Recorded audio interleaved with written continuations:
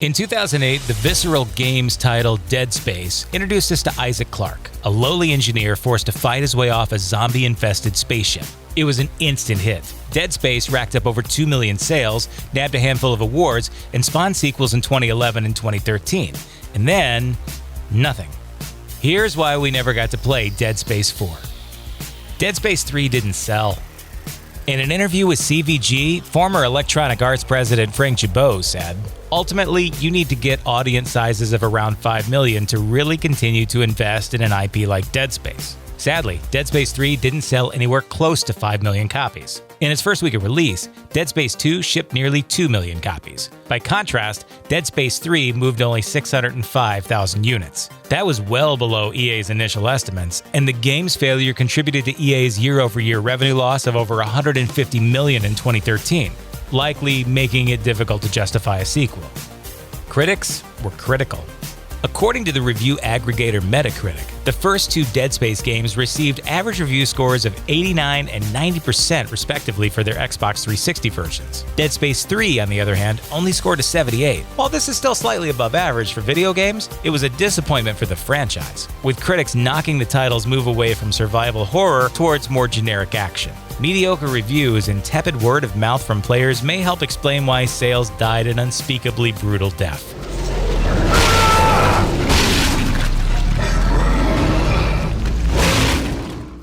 Survival horror is changing.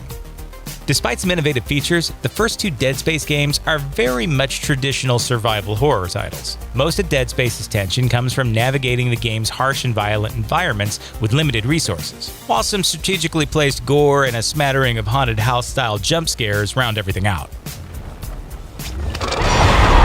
But a lot has changed since the first Dead Space came out. In 2014, a playable trailer called PT took the gaming world by storm with its haunting, surreal imagery and shifting geography. The game PT promoted, a Silent Hill reboot by Hideo Kojima and acclaimed film director Guillermo del Toro, never materialized, but the trailer was enough to galvanize the survival horror genre. With games moving towards psychological horror, Dead Space's action formula was beginning to look, well, dated. The stars have moved on. Glenn Schofield, who created Dead Space, left Visceral and Electronic Arts in 2009 to form his own company, Sledgehammer Games. Wright Bagwell, lead gameplay designer on Dead Space and creative director on Dead Space 2, joined Zynga in 2011, where he led the design team on Farmville 2. And Steve Paputsits, Visceral's vice president and general manager and the lead executive on all of the Dead Space games, departed the company in 2015. In other words, the people who made the franchise great in the first place have left. Star Wars. Inspired by Dead Space's popularity, Electronic Arts and DICE handed Visceral the reins for the shoot-'em-up Battlefield Hardline. And from there, Visceral's main office went straight to work on an ambitious and mysterious Star Wars title, overseen by Uncharted's Amy Hennig. That's exciting news for fans of both Star Wars and Visceral, but it doesn't leave much time for Dead Space. Visceral's booked for the next few years, and if there's going to be more Dead Space, it'll have to wait until Visceral returns from its trip to a galaxy far, far away. Or farther away than their usual one. I hate to break it to you losers, but Han Solo's a bitch. It lost its way.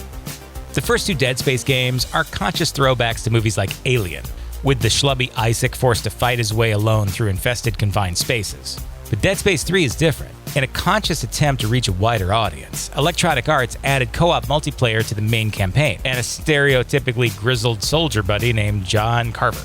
The tight claustrophobic levels are replaced by snowfields and wide-open space, allowing a suddenly more nimble Isaac to simply dodge out of the way of danger and duck effortlessly behind protective cover. In other words, the series lost what made it special.